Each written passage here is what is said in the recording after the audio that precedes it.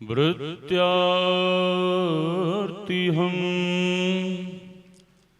प्रणतपाल भवाब्धिपोतं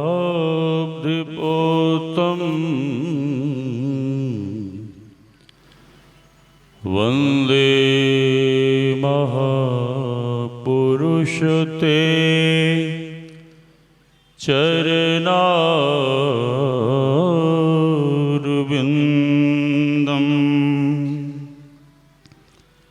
गुरुर्ब्रह्मा गुरुर्विष्णुः गुरुर्देवो महेश्वरः।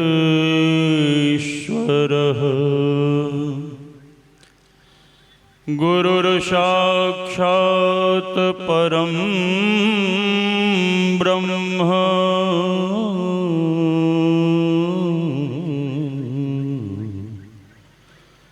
तस्मै श्री गुरवे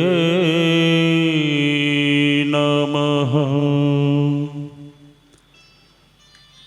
धन्य धन्य सद्गुरु सुखदा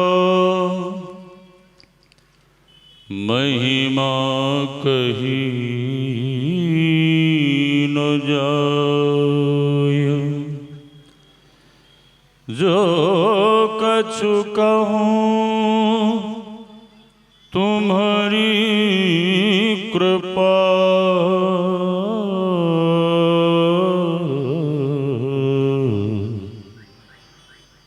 मोते कछु न बसाय। मेरा मुझ में कुछ नहीं,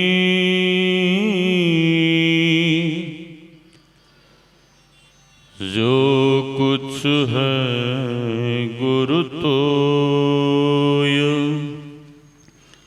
तेरा तुझको सौंपता,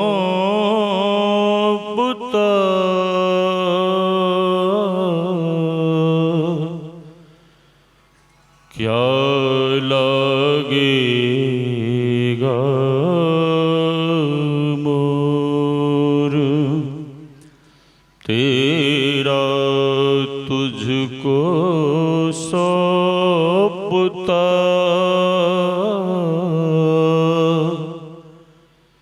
क्या लगेगा मोर। आसन पर आसीन परमाराध्य सद्गुरु महाराज के युगल चरणों में कोटि कोटि नमन। अपने निवास में विराज रहे गुरु महाराज के लाडले लाल परम पूज्य महर्षि स्वामी श्री योगानंद जी महाराज के चरणों में कोटि कोटि नमन। इस मंच पर विराज रहे गुरु महाराज के प्रिय शिष्य परम पूज्य स्वामी श्री दिनेशानंद जी महाराज,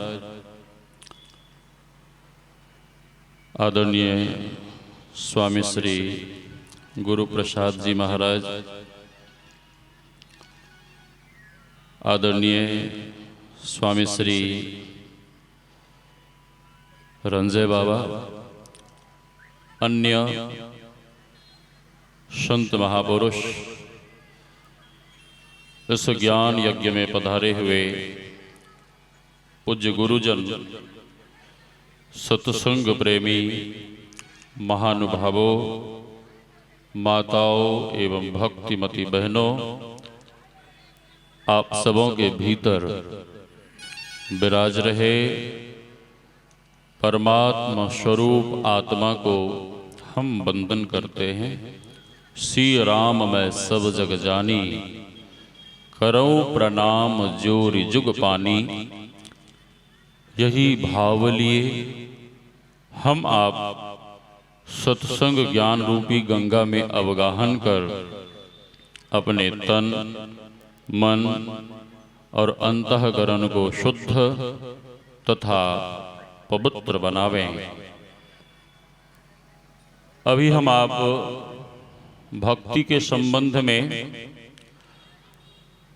स्वामी गुरु प्रसाद जी महाराज के मुखारविंद से पाठ श्रवण कर रहे थे। भक्ति से तात्पर्य है सेवा। सेवा किनकी? भगवान की। और भगवान की सेवा कैसे करेंगे? भगवान कहते हैं पत्रम पुष्पम फलम तोयम यो मे भक्त्या प्रयच्छति तदहम भक्तवृत्तम स्नामि प्रयतात्मनः।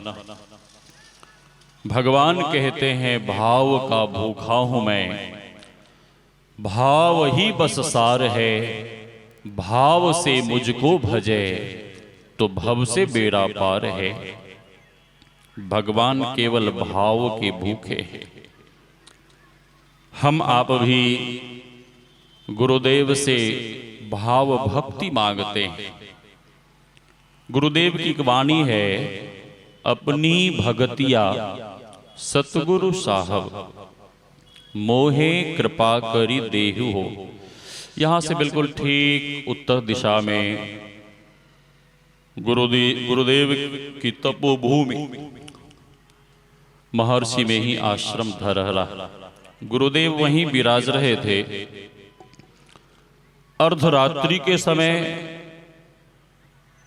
गुरुदेव कहते हैं कौन है, कौन है? पूज्य भगीरथ बाबा दौड़ कर गए। पूज्य केदार बाबा, सरकार हम भगीरथ, हम केदार। गुरुदेव पूछते हैं कि ये आवाज कहां से आ रही है? आवाज सेवकों ने कहा सरकार ये आवाज सत्संग मंदिर से आ रही है, कोई माई भजन गा रही है। गुरुदेव कहते हैं कि हमें वहां ले चलो।